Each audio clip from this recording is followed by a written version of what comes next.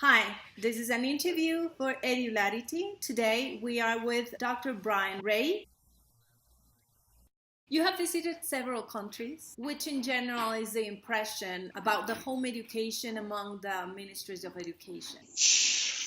Ooh, yeah, I visited many. For most of them, it's still incredulity. They don't understand what it is. It's hard for them to fathom it. You know, in the United States, let me go back to the U.S. for a minute. We've had the modern homeschool movement now for over 30 years. Yeah. But even with that, people have to remember, 96% of children are raised in institutional schools. They become the adults. They become the legislators. They become the Ministry of Education people. Correct. So they think institutionalization is normal, and without admitting it, they think it's good. Okay, they think it's better. So it's a little bit hard. In the United States, the culture is much more acceptable and tolerant of home education than it ever used to be, much more positive. But then when you go to places where it does not have such a long history, it's very difficult. I would say I'm going to be very careful here.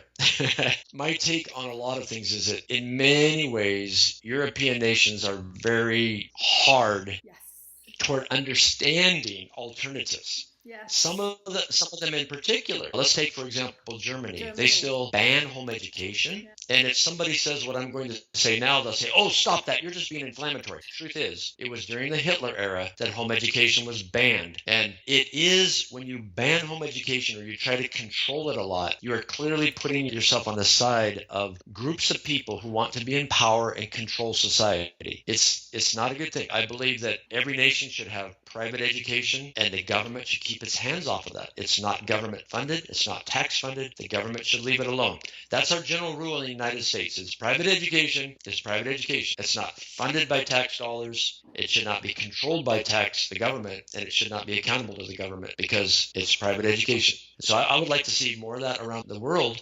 In some places, I've been very surprised, and ministers of education are very interested, very curious, and very open. It's happened a few times. Research helps them.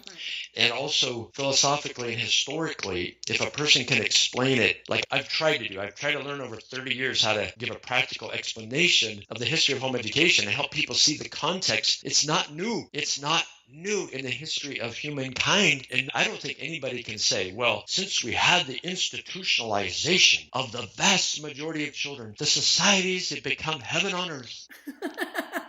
Who could say that? If public schooling makes all American kids loving, kind, gentle, generous, hard workers, industrious, then after 130 years, we should have nobody in prison. We should have no gangs on the streets. We should have nobody on food stamps. We should have no unwanted pregnancies. We should have no sexually transmitted diseases. So it doesn't fit historically to think that institutionalization fixes everything.